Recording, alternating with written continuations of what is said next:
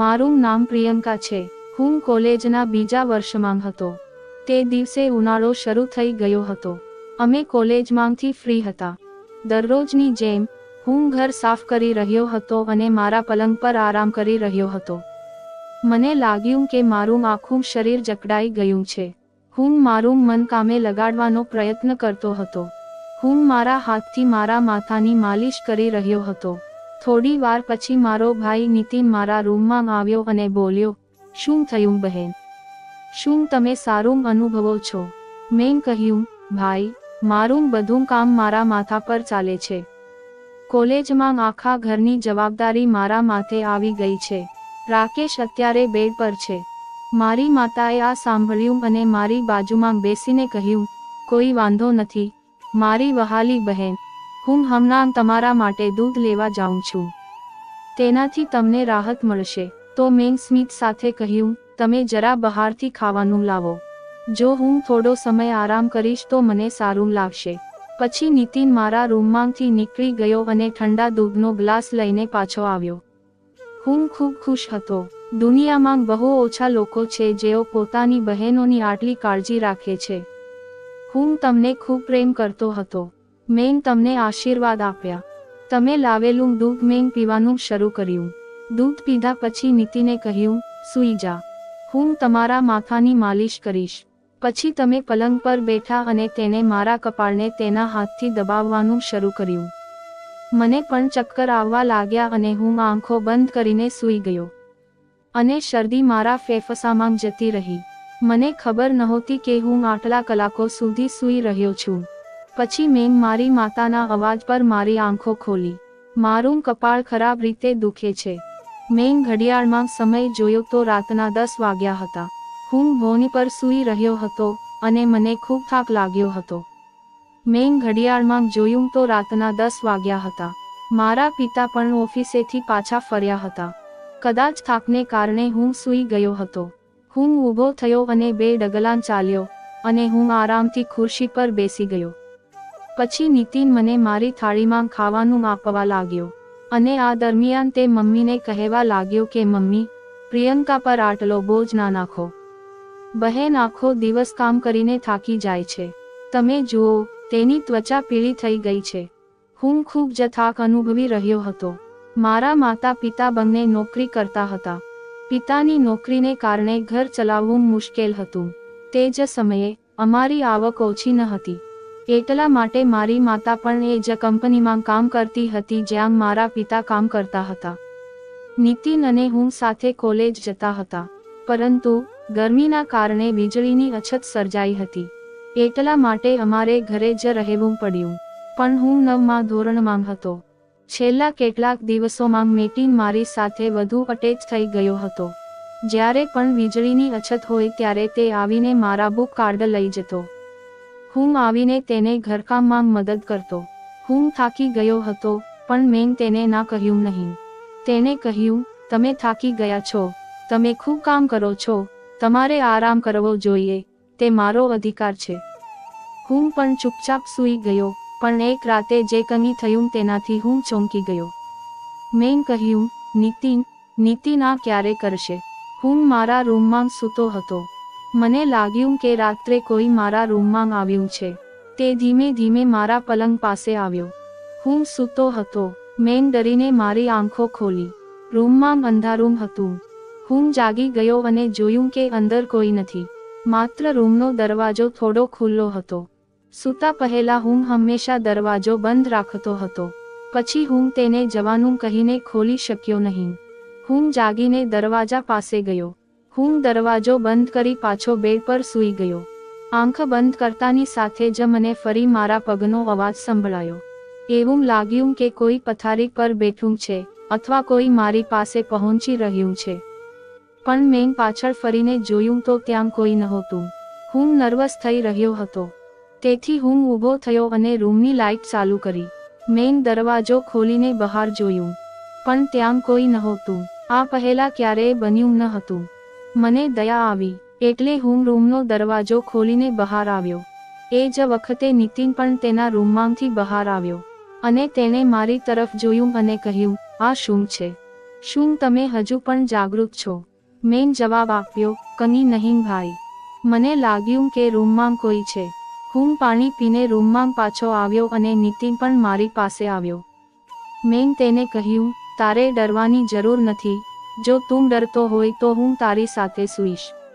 મેં કહ્યું ના, તમારે તમારો મૂડ બગાડવાની જરૂર નથી. તમે તમારા રૂમમાં સૂઈ જાઓ. તારા કોઈ પણ અકસ્માતમાં હું તને એકલો નહીં છોડી શકું. તમારું સ્વાસ્થ્ય પણ બગડી શકે છે અને હું તમને પીડામાં જોઈ શકતો નથી. તમે સૂઈ જાઓ, હું અહીં સૂઈ જઈશ. અંતે હું પથારીમાં ગયો અને સૂઈ ગયો. અને મેં તેને પલંગ પર સુવડાવ્યો. અને તે રાત્રે મને લાગ્યું કે જાણે કોઈ મારા પલંગ પર બેઠું છે. હું શાંતિથી સૂતો હતો. મને લાગ્યું કે હું સપનું જોઈ રહ્યો છું. બીજા દિવસે સવારે જ્યારે હું જાગી ત્યારે મારો ચહેરો વિચિત્ર હતો. મારો ભાઈ પણ જાગતો હતો. આજે તે થોડો ખુશ હતો. મેં તેને પૂછ્યું, આજે તું બહુ ખુશ છે? તેને કહ્યું, બહેન, હું દરરોજ ખુશ છું કારણ કે મારી સાથે તમારા જેવી બહેન છે. મેં કહ્યું, હું બહુ ખુશ છું. મેં કહ્યું, હું બહુ ખુશ છું. મેં કહ્યું, હું બહુ ખુશ છું. મેં કહ્યું, હું બહુ ખુશ છું. મેં કહ્યું, કારણ કે મને તમારા જેવી બહેન છે. મેં કહ્યું, સારું. પછી હું ફ્રેશ થઈને નીચે ગયો. મેં ઘરનું બધું કામ પૂરું કર્યું ત્યારે નીતિન મારી પાસે તેલ લઈને આવ્યો.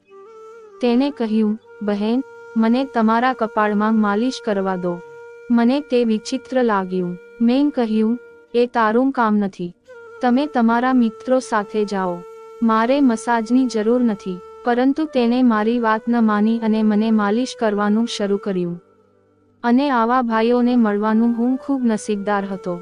જ્યારે તમારો ભાઈ તમને તમારા સુંદર રેશમી વાળમાં મસાજ આપવાનું કહે તો તમને શું સમસ્યા થઈ શકે? ઉપર આવો, હું તમને માથાની મસાજ કરાવીશ. તમે ખૂબ જ હળવાશ અનુભવશો. તે મને મારા રૂમમાં લઈ ગયો અને હું મારા વાળમાં બેઠો હતો. અને તે મને માથાની મસાજ આપી રહ્યો હતો.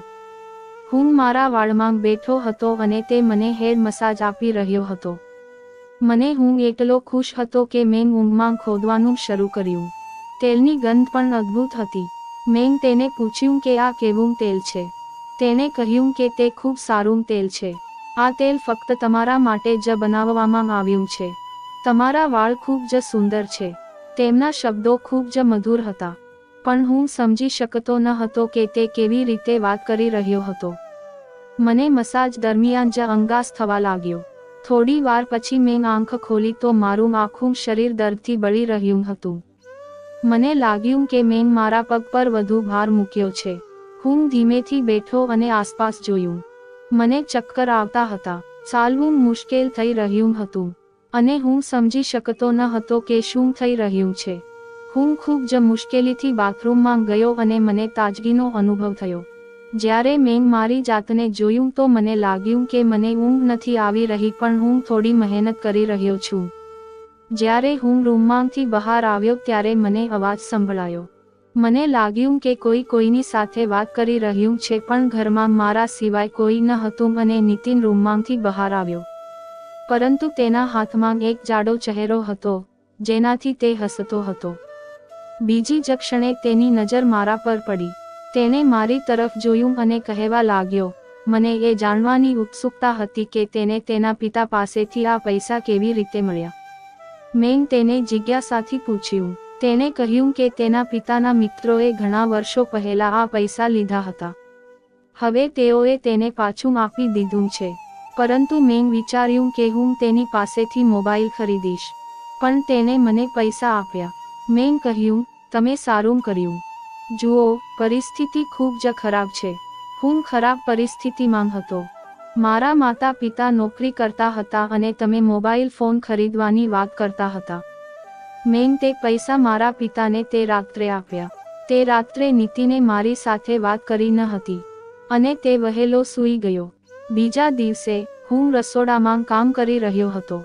જ્યારે નીતિન તેના મિત્રો સાથે ઘરમાં પ્રવેશ્યો ત્યારે તે તેના મિત્રોને સીધો હોલમાં લઈ આવ્યો. તે સમયે મેં મારો દુપટ્ટો એક બાજુ રાખ્યો હતો અને વાસણ ધોતી હતી. બધા હસતા હસતા અંદર આવ્યા. મેં તરત દુપટ્ટો લીધો અને નીતિનને સમજાવવા લાગ્યો કે આ બધું શું છે. તમે જાણો છો કે આ સમયે મમ્મી પપ્પા ઘરે નથી, તેમ છતાં તમે આ લોકોને ઘરે લાવ્યા છો. તે કહેવા લાગ્યો, આ મારું ઘર છે. જો તારે મારું ઘડા ભરવાનું નથી તો પછી હું તારી ચિંતા શા માટે કરું? સારું ભોજન તૈયાર કરો. તે મારો શ્રેષ્ઠ મિત્ર છે. તે મારા પર ખૂબ ગુસ્સે હતો. આટલી નાની બાબતમાં તમે આટલું બધું કેવી રીતે બદલી શકો? મેં તેને ડિનર ટેબલ પર રાખ્યું. મેં જોયું કે તેનો મિત્ર વારંવાર મારી સામે જોઈ રહ્યો હતો. તે નીતિન કરતાં ઉંમરમાં મોટો હતો અને તે મારી સામે વિચિત્ર રીતે જોઈ રહ્યો હતો, જાણે તે મને જીવતો ખાઈ જશે. તે જતો હતો ત્યારે હું નીતિન પાસે ગયો અને તેને કહ્યું, હવે આ લોકો અહીં ના આવે. તેને કહ્યું, તને આટલો ગુસ્સો ક્યાંથી આવે છે? તે મોઢેથી આવતું નથી, પરંતુ તમે તમારા માતા પિતાને તેના વિશે કંઈ પણ જણાવતા નથી. તે કેવો છોકરો હતો. ક્યારેક તેને મને પ્રેમ બતાવ્યો તો ક્યારેક તે ગુસ્સે થયો. મેં સંમતિમાં માથું હલાવ્યું અને ભાનમાં આવ્યો. મને રોજની વિધિ થોડી મુશ્કેલ લાગી કારણ કે તે મારી સામે વિચિત્ર રીતે જોઈ રહ્યો હતો. હું મારા રૂમમાં આરામ કરી રહ્યો હતો ત્યારે મને અચાનક મારા પગ પર કોઈનો હાથ લાગ્યો. મેં આંખ ખોલી તો નીતિન મારા પગને તેના ખોળામાં માલિશ કરી રહ્યો હતો. મેં તેને આરામ કરતા રોક્યો, પણ મેં તેને કહેવાનું શરૂ કર્યું, મને જે કરવું છે તે કરવા દો. આ ઘરમાં હું એકલો જ છું જે તમારી સંભાળ રાખે છે. મમ્મી પપ્પા પાસે કામ માટે સમય નથી. હું થાકી ગયો હતો, તેથી હું મારી આંખો બંધ કરીને સૂઈ ગયો. હું નીતિનના હાથ અને ઊંઘના જાદુમાં ખોવાઈ ગયો. પણ જ્યારે મારી આંખ ખુલી ત્યારે હું જાગી ગયો હતો. મારું માથું ભારે હતું. બેડ પર શર્ટ અને પરફ્યુમ હતું. આ કોની સામગ્રી હતી? માથું ખૂબ દુખતું હોવાથી હું કંઈ બોલી શક્યો નહીં. મારી હાલત ખૂબ જ ખરાબ હતી. હું ટેરેસ પરથી નીચે પડી ગયો. મને લાગ્યું કે કોઈએ મને બેભાન કરવાની દવા આપી છે. હું નજીકના અવાજો સાંભળી શકતો હતો, પરંતુ મને ખબર નહોતી કે કોણ બોલી રહ્યું છે. હું માત્ર નીતિનનો અવાજ સાંભળી શકતો હતો. મને લાગ્યું કે તે મારી આંખોમાં છે. મેં પહેલા પથારી તરફ જોયું, જ્યાં શર્ટ અને પરફ્યુમ હતું, પણ ત્યાં કંઈ નહોતું. આજે ફરી મારી હાલત ખૂબ જ વિચિત્ર હતી. હું બાળક નહોતો જે આ બધું સમજી ન શકે. મારા અને નીતિનના ઘરમાં બીજું કોઈ નહોતું. મારો રંગ પણ સંપૂર્ણપણે મિશ્ર હતો. મારી ત્વચાને સંપૂર્ણપણે નુકસાન થયું હતું. હું દિવસે દિવસે નબળો પડી રહ્યો હતો. એ દિવસે નીતિન મારી નજીક આવવાનો પ્રયત્ન કરી રહ્યો હતો, પણ હું મારા રૂમમાં આવ્યો. મને વિચિત્ર વિચારો આવવા લાગ્યા. હું બહુ બીમાર હતો. મારી હાલત જોઈને મારી માતાને પણ ચિંતા થવા લાગી. તેણીએ કહ્યું કે તે મને બીજા દિવસે ડૉક્ટર પાસે લઈ જશે. તે રાત્રે હું સારી રીતે સૂઈ શક્યો ન હતો. બીજા દિવસે મારા માતા પિતા ગુજરી ગયા. તે રાત્રે હું સારી રીતે સૂઈ શક્યો ન હતો. હું ડૉક્ટર પાસે ગઈ અને ખબર પડી કે હું ગર્ભવતી છું. મને મારી જાત પર ખૂબ ગર્વ હતો, પણ મારી સાથે આ બધું કોણ કરશે? નિતિન મારો ભાઈ હતો, પણ પછી તે મારા ઘરે આવ્યો અને કહ્યું, હું તને મારો સાચો ભાઈ માનું છું. પણ વાત એ છે કે તું મારો સાચો ભાઈ નહોતો. તમે મારા સાવકા ભાઈ છો. તમે મારી માતાના બીજા લગ્નમાંથી છો, જ્યારે હું મારી માતાના પ્રથમ લગ્નનો બાળક હતો. અને આવી ઘટનાઓ મને મારા સ્વાસ્થ્ય વિશે ખોટું વિચારવા મજબૂર કરતી હતી. એક દિવસ હું દવાખાને ગયો અને તબીબ બાળકને સાફ કરે તે પહેલા બાળકનો ટેસ્ટ કરાવવા માટે પણ કહેવામાં આવ્યું હતું. જ્યારે ડોક્ટરે રિપોર્ટ આપ્યો અને મેં જોયું તો મારો શ્વાસ થંભી ગયો હતો. મને લાગ્યું કે બાળકનો વાંક નહોતો, બાળક બીજા કોઈનો હતો. પરંતુ તે કોણ હોઈ શકે? પણ હવે મારે આ રહસ્ય ખોલવું હતું. પછી મેં મારા રૂમમાં મોબાઈલ કેમેરા ગોઠવ્યો. એક દિવસ જ્યારે મારા માતા પિતા ઘરે ન હતા ત્યારે નીતિન મારી પાસે આવ્યો અને મારા કપાળ પર માલિશ કરવા લાગ્યો. મેં તેને ટાળવાનો ઘણો પ્રયત્ન કર્યો, પણ મેં સાંભળ્યું નહીં. અને તેલના કારણે હું બેભાન થઈ ગયો અને 2 કલાક પછી હું ભાનમાં આવ્યો. ત્યારબાદ મારા માતા પિતા પણ ઘરે આવી ગયા હતા. પછી જ્યારે મેં કેમેરાનું રેકોર્ડિંગ જોયું તો હું ચોંકી ગયો. હું વિચારી પણ ન શક્યો. મારા જ ઘરમાં મારી સાથે આવું થાય છે અને મારો ભાઈ આવું નીચ કૃત્ય કરી શકે, કારણ કે મેં વિડીયોમાં જોયું હતું કે મારો ભાઈ નીતિન તેના હોસ્ટેલના મિત્રોને મારા રૂમમાં લાવી રહ્યો હતો, જેઓ મારી સાથે ગેમ રમી રહ્યા હતા, અને મેં તેનું કામ કર્યું અને નીતિનને પૈસા આપ્યા અને ચાલ્યો ગયો. આ પછી હું ભાંગી પડ્યો. હું રૂમમાંથી બહાર આવ્યો અને તેનો કોલર પકડીને તેના ગાલ પર થપ્પડ મારી. મમ્મી પપ્પા પણ આવ્યા અને પપ્પાએ ગુસ્સામાં મારો હાથ પકડી લીધો. મને લાગ્યું, શું તમે પાગલ છો? તમે તેને શા માટે ફટકારી રહ્યા છો? હું રાની છું અને તે વ્યક્તિએ મારી સાથે શું કર્યું તેનો વિડીયો મને બતાવ્યો. વિડીયો જોયા બાદ માતા જમીન પર પડી ગઈ હતી. પિતા પણ માની શકતા ન હતા. તેણે નીતિનને ખૂબ માર્યો. નીતિને ગુસ્સામાં કહ્યું કે મેં તને ક્યારેય મારી બહેન ગણી નથી. મને પૈસાની જરૂર હતી. લોકો તેને લાખો રૂપિયા આપવા તૈયાર હતા. મારે મારી જરૂરિયાતો પૂરી કરવાની હતી. હું માત્ર રડતો હતો. મારા પિતાએ તેને ખૂબ માર્યો, પરંતુ તે કોઈ રીતે ઘરેથી ભાગી ગયો અને ક્યારેય પાછો આવ્યો નહીં. મારા પેટમાં રહેલું બાળક ઊંડી હાલતમાં હતું અને મેં તેને સાફ કરાવ્યો હતો, પરંતુ હું મરું ત્યાં સુધી નીતિને મારી સાથે જે કર્યું તે હું ભૂલી શકતો નથી. ભાઈ, એ તમારો અધિકાર છે. તમારી બહેન કે દીકરીને કોઈ અજાણી વ્યક્તિ સાથે છોડી દેવી એ મૂર્ખતા છે. તો મારા મિત્રો, હું તમને વિનંતી કરું છું કે તમારી દીકરીઓને હંમેશા તમારી સાથે રાખો અને અજાણ્યા વ્યક્તિને ક્યારેય એકલા ન છોડો. પણ દોષ કોનો હતો? મારા માતા પિતા અથવા કોઈ એવી વ્યક્તિ કે જે પૈસા કમાવવા માટે તેમના બાળકો માટે ખતરો બની ગયા હતા. પછી મને સમજાયું કે હું મારા સાવકા ભાઈ સાથે એકલો રહું